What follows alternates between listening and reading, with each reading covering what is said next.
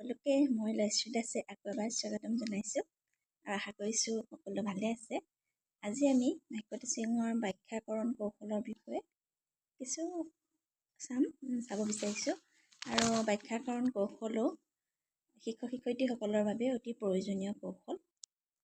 হয় বস্তুৰ অন্তৰ্নিহিত ভাৱ ধাৰণা কাৰ্য আদি ছাত্ৰ ছাত্ৰীসকলৰ বোধগম্য হোৱাকৈ তেওঁলোকে বুজি পোৱাকৈ স্পষ্ট কৰি দিয়াৰ ক্ষেত্ৰত ব্যাখ্যা কৰাৰ প্ৰয়োজন হয়। গতিকে ছাত্ৰ ছাত্ৰীসকলৰ আগত আমি তেওঁলোকে যিখিনি কৈছোঁ সেইখিনি যাতে তেওঁলোকে বুজি পায়, তেনেধৰণে বুজি পোৱাৰ ক্ষেত্ৰত ব্যাখ্যাকৰণ কৌশলৰ অতি প্ৰয়োজনীয়তা আছে। ব্যাখ্যা কৰোঁতে শিক্ষকে ধাৰণা ভাৱ নীতি আদিৰ লগত সম্পৰ্ক থকা কিয় কেনেকৈ কথাবোৰ কঢ়িয়াই দেখুৱায় বা কি সেই কথাটো বহলাই দেখুৱাবলগীয়া হয়। আৰু ব্যাখ্যাকৰণ কৌশলৰ উপকৌশল 9টা আছে, তো সেই বিষয়েও উপকৌশল কেইটা কি সেই বিষয়ে আমি চাওঁ। কৌশলৰ 9টা উপকৌশলৰ ওপৰত প্ৰধানকৈ গুৰুত্ব আৰোপ কৰা হয় আৰু সেইকেইটা হৈছে উক্তি, ব্যাখ্যাকৰণ, বন্ধনীৰ প্ৰয়োগ, সংক্ষিপ্ততা, ছাত্ৰ ছাত্ৰীৰ সৰ্বাক নিৰ্বাক, সংকেতৰ দ্বাৰ, উদাহৰণ আৰু বিশ্লেষণৰ ব্যৱহাৰ, অবিচ্ছিন্নতা, স্পষ্টতা আৰু সিদ্ধান্তকাৰী উক্তি। সেই কথাখিনি চাওঁ অলপ। উক্তি প্ৰাৰম্ভিক উক্তিৰ জৰিয়তে প্ৰথমে ব্যাখ্যা কৰিবলগীয়া বিষয়টো সহজ ভাষাৰে ছাত্ৰ ছাত্ৰীৰ আগত উপস্থাপন কৰিব লাগে। বিষয়টো ব্যাখ্যা কৰোঁতে নাম উদাহৰণ আদি দিব লাগে, বৰ্ণনা কৰিব লাগে। এইখিনি কৰোঁতে যি আমি সৰল ভাষা প্ৰয়োগ কৰিব লাগে। বন্ধনীৰ প্ৰয়োগ কেইবাটাও বাক্যৰ দ্বাৰা কোনো কথা ব্যাখ্যা কৰোঁতে কোনো শব্দ বা খণ্ড বাক্য কিছুমান আমি ব্যৱহাৰ কৰাটো অপৰিহাৰ্য হৈ পৰে।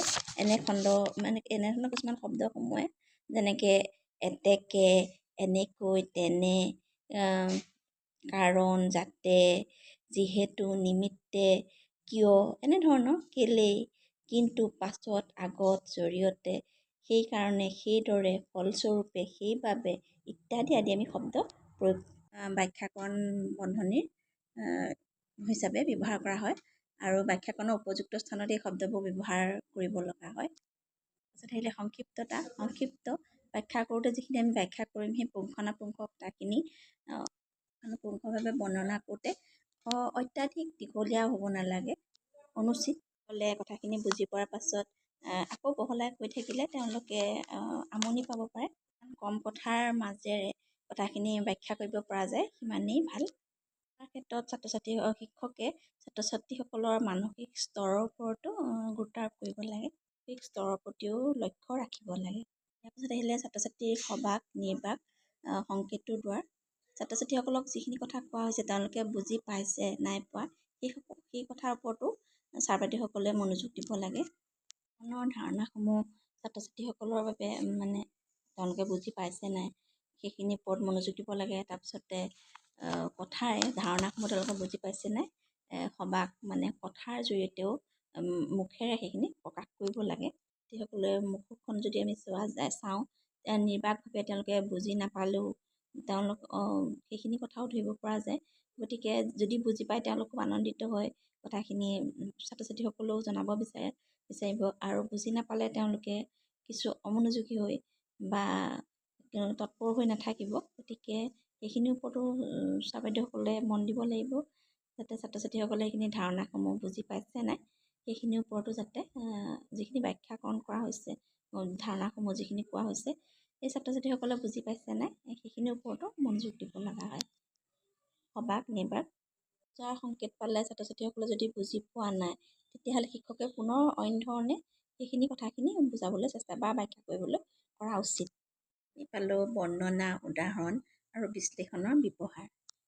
ধাৰণা দিওঁতে তাত কিছুমান উদাহৰণ দি বৰ্ণনা কৰিব পৰা যায়, বৰ্ণনা কৰা হয় আৰু বৰ্ণনা কৰোঁতে একেটা শব্দকে সমাৰ্থক শব্দ ব্যৱহাৰ কৰি একেটা কথাকে সমাৰ্থক শব্দ ব্যৱহাৰ কৰি বেলেগ বেলেগ বাক্য গাঁথনিৰে বেলেগ বেলেগ ধৰণে ক'ব লাগে যাতে উদাহৰণৰ সহায় ল'লে ধাৰণাটো বোধগম্য হোৱাটো সহায় হয়। আৰু কোনো এটা সংজ্ঞা ব্যাখ্যা কৰোঁতে ইয়াৰ প্ৰত্যেকটো কথাই ভাঙি পাতি যাতে বিশ্লেষণ কৰি উপস্থাপন কৰিব লাগে যাতে ছাত্ৰ ছাত্ৰীসকলে কথাখিনি বুজি পোৱাত বা বোধগম্য হোৱাত সহজ হয় আৰু কোনো উক্তিৰ ক্ষেত্ৰত কি পৰিস্থিতিত নাইবা কি প্ৰসংগত সেই উক্তি কোৱা হৈছে তাৰ বিশ্লেষণ মানে কঢ়িয়াই দিব লাগে। গতিকে আমি উদাহৰণ দিলোঁ, ছাত্ৰ ছাত্ৰীসকলে বুজি পোৱাকৈ কথাখিনি চালোঁ, তাৰ ওপৰতে আগতে আমি পাতি আহিছিলোঁ, তেওঁলোকে সেইখিনি বুজি পাইছে নাই পোৱা সেইখিনিৰ ওপৰতো আমি মনোযোগ দিছোঁ। এনেধৰণে বা ইয়াৰ পিছত আমি এইখিনি উদাহৰণৰ সহায় লৈ ছাত্ৰ ছাত্ৰীসকলক বুজাই দিছোঁ, বুজোৱা হৈছে। এনেধৰণে কামখিনিৰ জৰিয়তে সহজ মানে প্ৰয়োজন। ইয়াৰ পাছত আহিলে অবিচ্ছিন্নতা।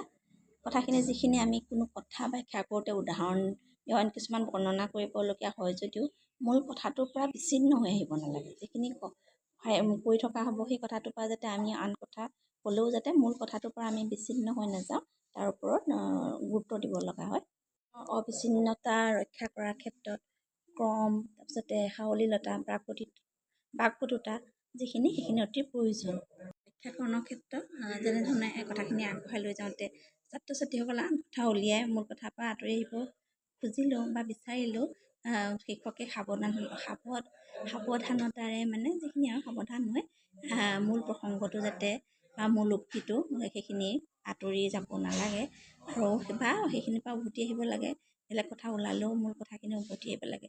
ব্যাখ্যাকৰণৰ প্ৰাৰম্ভিক উক্তি আৰু সামৰণি উক্তিৰ মাজত যাতে মিল থাকিব লাগে বা যদি কথাখিনিৰ পৰা আঁতৰি গ'লে মানে যদি কথাখিনি ছাত্ৰ ছাত্ৰীসকলৰ জৰিয়তে কথাখিনি বেলেগ কথালৈ গুচি গ'লে হয়তো কথাখিনি অমিল হৈ পৰিব।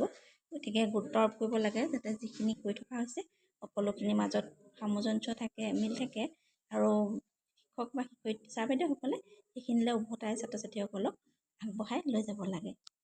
আহিলে সাৱলীলতা।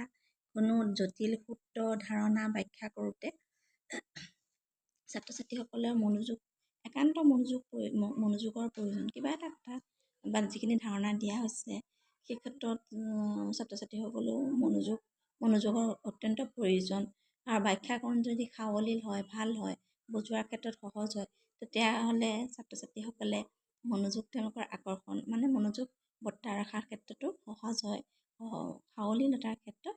গতিকে শিক্ষকে কোনো কথা পাক নথকাকৈ পোনপটীয়া শব্দ ব্যৱহাৰ কৰি ছাত্ৰ ছাত্ৰীসকলে বুজি পোৱাকৈ সেইখিনি আগবঢ়াই লৈ যাব লাগে। গতিকে এনেধৰণে সাৱলীলতা বুজি পাব লাগিব ছাত্ৰ ছাত্ৰীসকলে যিখিনি কৈছে সেইখিনি বুজি পোৱাৰ ক্ষেত্ৰত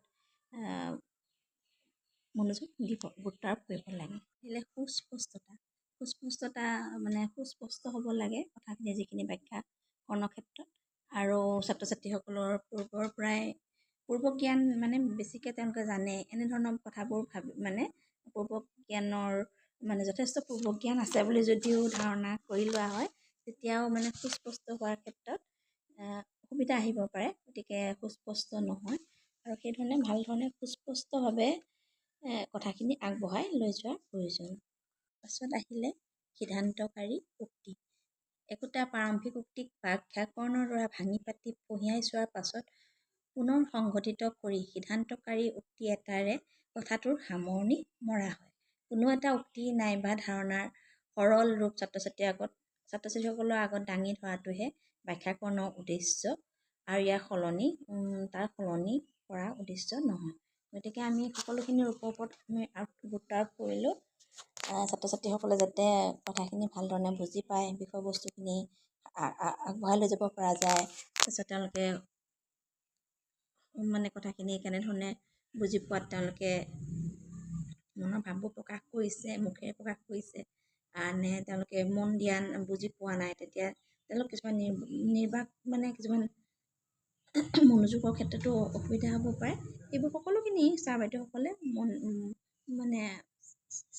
চাই মেলি আগবঢ়াই লৈ যাব লগা প্ৰয়োজনীয়তা হয়।